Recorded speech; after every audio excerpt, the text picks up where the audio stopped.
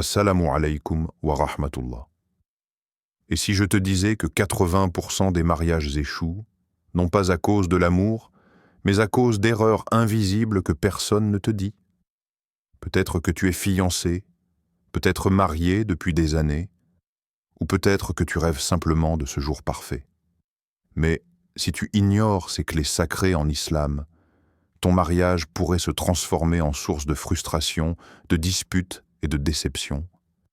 Reste avec moi, car dans les prochaines minutes, je vais te montrer comment construire un mariage heureux, solide et béni par Allah, même si tout autour de toi semble s'effondrer. 1. Le fondement. Choisir pour la religion. Quand on parle de mariage, la majorité des gens pensent d'abord à l'apparence, à l'argent ou à un statut social. Pourtant, le prophète nous donne une leçon qui va bien au-delà de l'éphémère.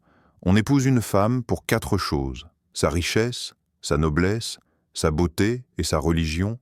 Choisis celle qui a la religion, que ta main soit couverte de poussière. Boukhari et Muslim. Si l'on prend quelques secondes pour réfléchir à ces mots, on réalise la profondeur de ce conseil. La beauté physique, aussi frappante soit-elle, fane avec le temps. Les richesses matérielles fluctuent, disparaissent ou se perdent. La noblesse de naissance n'apporte ni baraka ni protection contre les épreuves de la vie. Mais la religion, la foi authentique, c'est un trésor qui ne s'épuise jamais. C'est la clé qui ouvre la porte à un mariage solide, béni et durable. Imagine un instant un mariage où la piété et la crainte d'Allah sont au cœur du foyer. Chaque décision, chaque geste, chaque mot est guidé par la lumière de la foi. Le couple devient alors un pilier pour la société, un refuge pour la famille et une source de baraka pour la communauté. Cela ne veut pas dire que la beauté ou la gentillesse n'ont pas d'importance, mais elles deviennent des compléments, non des fondations. La question que tu dois te poser avant de dire oui à quelqu'un n'est pas « est-elle belle ?» ou « a-t-il un bon emploi ?» mais « cette personne me fait-elle confiance ? Rapprochera-t-elle d'Allah ? Et serons-nous capables de construire un foyer basé sur la foi et la piété ? Et pour ceux qui se demandent si la religion peut vraiment être attractive, rappelons que la piété rayonne d'elle-même. Un cœur tourné vers Allah inspire confiance, respect et amour sincère. Une personne pieuse, même si elle ne correspond pas aux standards superficiels de beauté, dégage une lumière intérieure qui attire profondément. C'est cette lumière qui nourrit le mariage lorsque la passion purement physique commence à s'éteindre. Prenons également un exemple concret de l'histoire prophétique. Le prophète a choisi Khadija radhiyallahu anha, une femme d'une grande piété et intégrité, qu'il a soutenue dans toutes les épreuves, alors même que l'apparence ou l'âge n'étaient pas les premiers critères. Leur union est devenue un modèle pour les générations futures, car elle était fondée sur la foi et la sincérité, non sur le superficiel. En pratique, choisir pour la religion implique de poser les bonnes questions avant le mariage. Cette personne prie-t-elle régulièrement ? Cherche-t-elle à s'améliorer dans sa foi ? Comment réagit-elle face aux difficultés en accord avec les principes islamiques? S'est-elle pardonnée, respectée et aimée d'une manière qui plaît à Allah? Réfléchis à ceci. Un mariage basé sur la beauté ou la richesse peut sembler parfait pendant quelques mois. Mais quand les tempêtes arrivent, maladies, difficultés financières, épreuves familiales, ce sont les valeurs spirituelles qui maintiennent le couple uni. La religion, la piété et la crainte d'Allah deviennent alors le ciment qui empêche tout effondrement. Le mariage, en islam, n'est pas seulement un contrat social ou légal. C'est une adoration, un moyen de se rapprocher d'Allah, un investissement éternel dans le paradis. Et la première étape, la fondation, c'est de choisir une personne pour sa foi, pour sa piété, pour sa capacité à t'accompagner dans ce chemin spirituel. Tout le reste n'est qu'ornement. Alors, avant de te précipiter vers les apparences, avant de juger par le style ou le confort matériel, pose-toi cette question fondamentale. Cette personne fera-t-elle que je sois meilleur pour Allah? Si la réponse est oui, tu es sur le chemin d'un mariage béni et durable, là où l'amour véritable et la sérénité se rencontrent. 2. La communication, l'art de se comprendre. Si le mariage est un jardin, alors la communication est l'eau qui fait pousser chaque fleur. Sans dialogue sincère, même l'amour le plus fort peut se faner.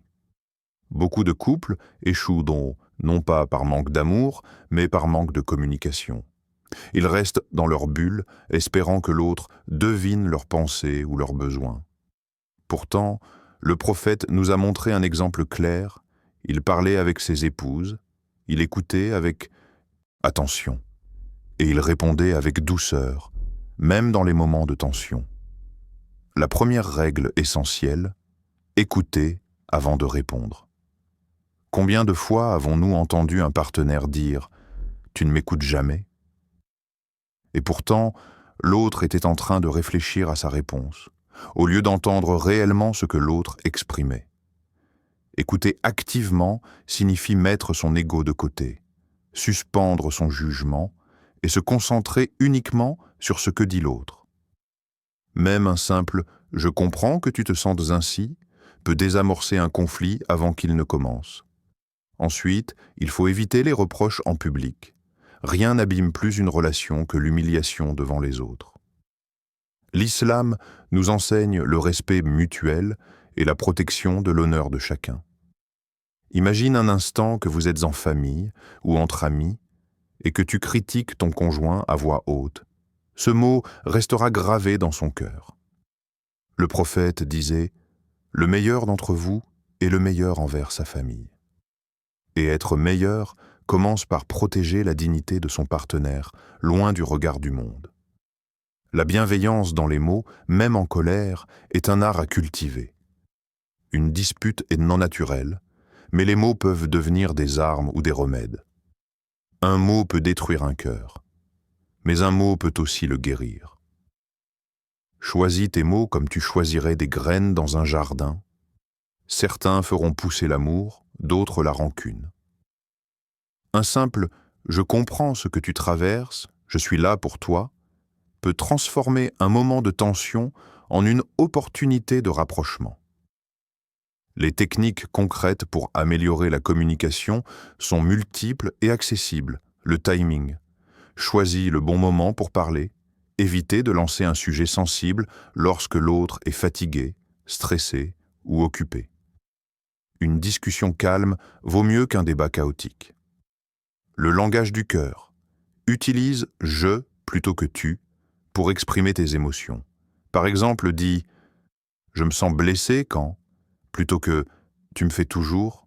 Cela réduit la défensive et ouvre la porte à l'écoute. La reformulation.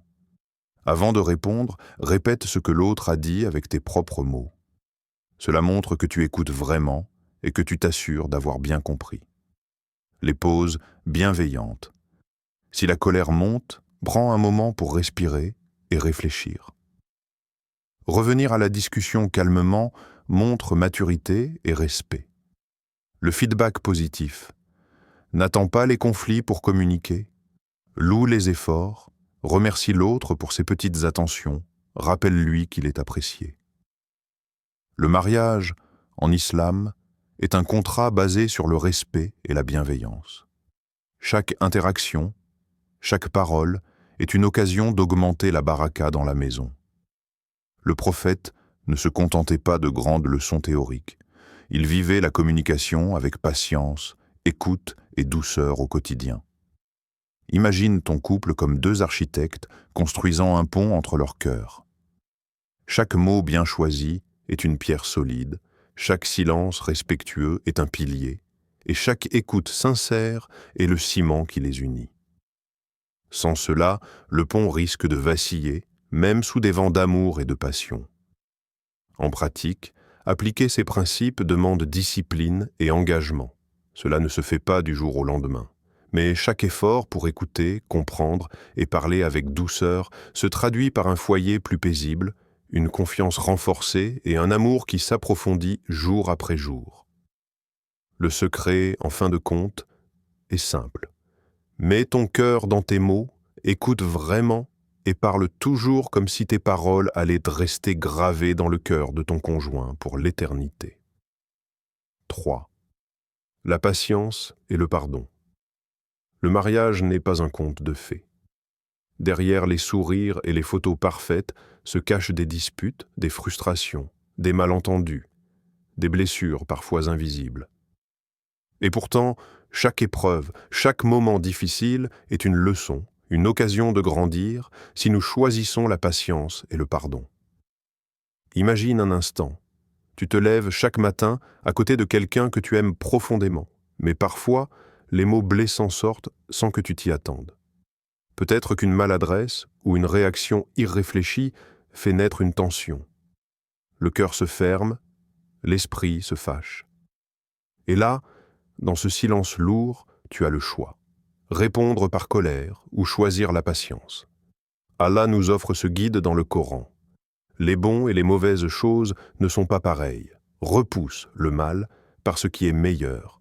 Et voilà que celui avec qui tu avais une inimitié devient tel un ami chaleureux.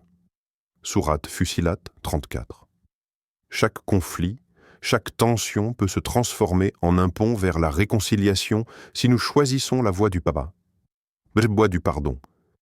La patience n'est pas simplement subir l'autre, c'est un acte de force intérieure, un choix conscient de cultiver l'amour malgré les erreurs et les déceptions.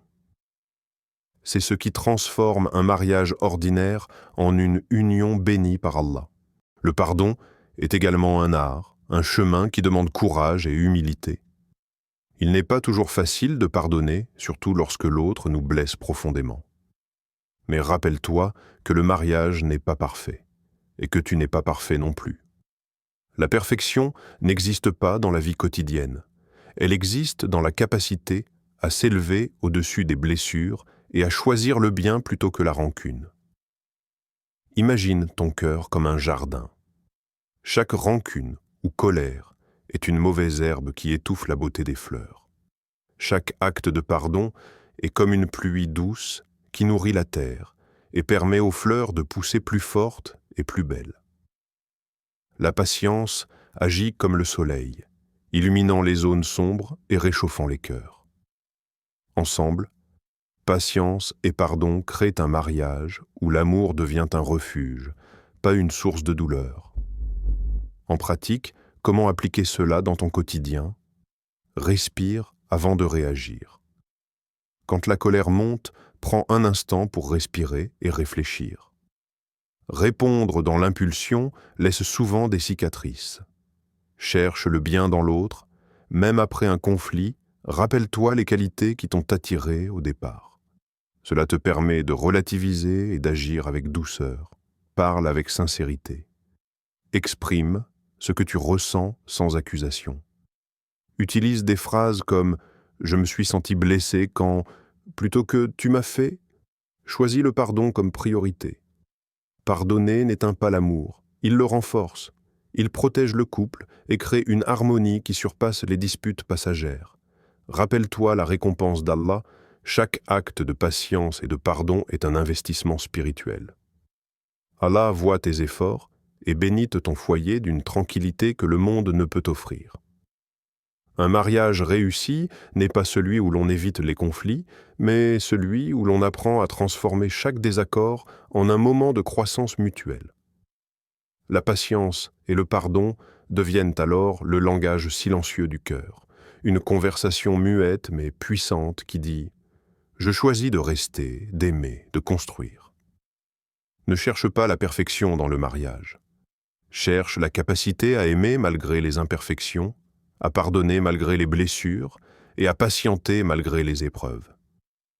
Car c'est dans cette capacité que se cache le secret des couples durables et bénis. Le mariage devient alors non seulement un lien humain, mais un chemin spirituel. Un espace où deux âmes apprennent à refléter la miséricorde et la patience d'Allah. À chaque parole, chaque geste, chaque silence partagé. 4. Le rôle du couple. Complémentarité et non compétition. Imagine un couple comme une équipe, mais pas n'importe quelle équipe. Une équipe où chaque membre apporte ses forces uniques pour construire quelque chose de plus grand que lui-même. En islam, l'homme et la femme ne sont pas des rivaux. Ils ne sont pas en compétition pour montrer qui est plus fort, plus intelligent ou plus influent.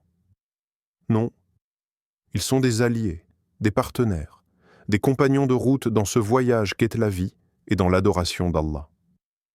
Allah dit « Elles sont un vêtement pour vous et vous êtes un vêtement pour elles ». Sourate Al-Baqarah, 187. Prends un moment pour visualiser cette image.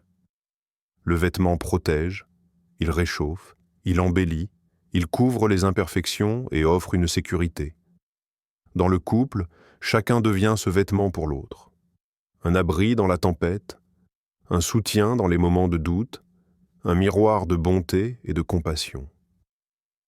Être un vêtement pour son conjoint, c'est bien plus qu'une métaphore poétique. Cela signifie que tu es là pour compléter, pas pour surpasser. Lorsque l'un trébuche, l'autre tend la main. Lorsque l'un doute, l'autre rappelle la valeur et la dignité.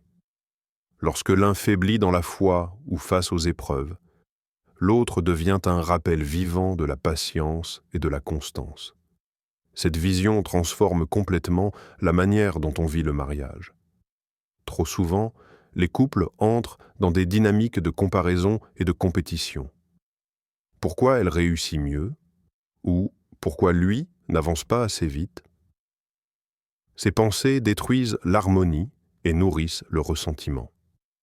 En vérité, le mariage en islam est une coopération sacrée, un pacte de soutien mutuel, où chacun contribue à l'épanouissement de l'autre, dans la vie matérielle comme spirituelle. Dans la pratique quotidienne, cela peut se traduire par des gestes simples mais puissants. Complémenter les forces. Si l'un est organisé, il peut aider à structurer la vie familiale. Si l'autre est créatif, il peut inspirer des solutions ou des moments de joie. Ensemble, ils créent un équilibre parfait. Soutenir dans la foi. Encouragez-vous mutuellement à prier, à faire du dhikr, à assister à des cours islamiques. Le couple devient alors un refuge spirituel, et non un obstacle. Partagez les responsabilités. Les tâches du quotidien ne sont pas une compétition de pouvoir, mais une coopération. Chacun apporte sa contribution selon ses capacités et ses forces. Célébrez les succès de l'autre. L'ombre de l'envie ou de la comparaison n'a pas sa place. Lorsque l'un réussit, l'autre célèbre, soutient et encourage. Cela renforce la confiance et l'amour. Être patient et indulgent, chacun a ses limites et ses imperfections. Être un vêtement pour l'autre, c'est accepter ses imperfections et les couvrir de douceur et de miséricorde. Cette philosophie du mariage transforme chaque défi en opportunité. Une dispute devient un moment pour se soutenir. Une fatigue devient un moment pour porter l'autre. Une différence devient un point de complémentarité. Ensemble, l'homme et la femme deviennent plus forts que la somme de leurs parties. Rappelle-toi que le but ultime du mariage n'est pas seulement le bonheur personnel ou le confort matériel. C'est un chemin vers la satisfaction d'Allah, un moyen de grandir ensemble, de se soutenir dans la foi et de créer un foyer où l'amour, le respect et la gratitude deviennent des habitudes quotidiennes. Visualise ton couple comme un duo puissant, deux forces qui se tiennent, qui se protègent et qui avancent ensemble. Chaque mot, chaque geste, chaque encouragement devient une brique solide dans la maison de votre union. Et lorsque la vie devient difficile, le couple reste debout, comme un vêtement qui protège de la tempête et embellit même les jours gris. En embrassant cette vision, tu transformes ton mariage en partenariat sacré, où l'un ne vit pas pour surpasser l'autre, mais pour compléter, protéger et élever. Et c'est exactement ce que Allah souhaite pour chaque union bénie. 5. Mettre Allah au centre du mariage. Imagine un mariage sans Allah. Qu'y a-t-il vraiment? Une maison peut sembler belle de l'extérieur, mais si ses fondations sont fragiles, elle ne résistera jamais aux tempêtes. Il en va de même pour le couple. Sans Allah, sans la baraka et sans la guidance divine, même les sentiments les plus forts risquent de vaciller face aux épreuves de la vie. Allah est le véritable ciment de toute relation. Chaque acte de dévotion partagé, chaque rappel d'Allah, chaque effort sincère pour plaire à Dieu devient une pierre solide qui renforce le foyer. Le mariage n'est alors plus seulement un lien humain, il devient un chemin spirituel, une adoration commune, un voyage où deux âmes se rapprochent l'une de l'autre en se rapprochant d'Allah. Priez ensemble.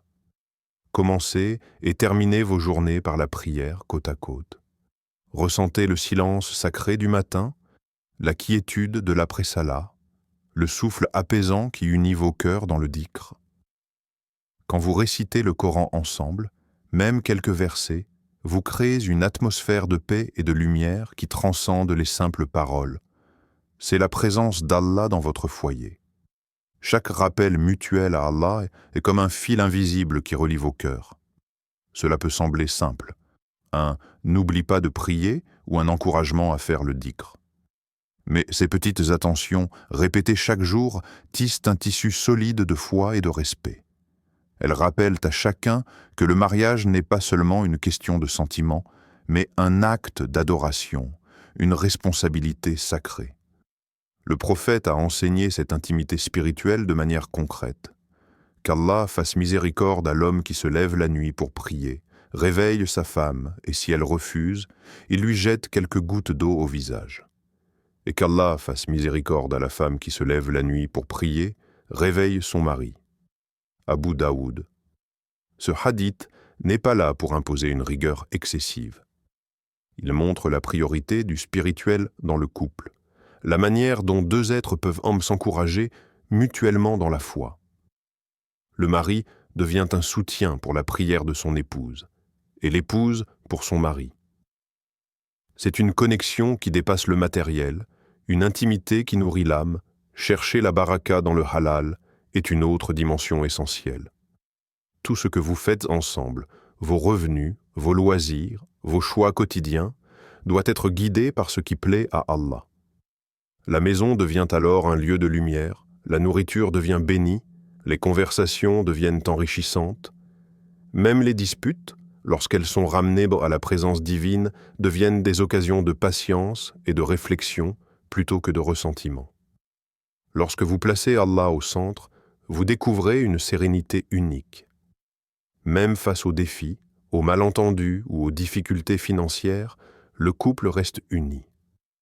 La prière, le dhikr, la lecture du Coran et les invocations communes créent un cocon protecteur, un espace sacré où le respect, l'amour et la patience sont nourris par la spiritualité.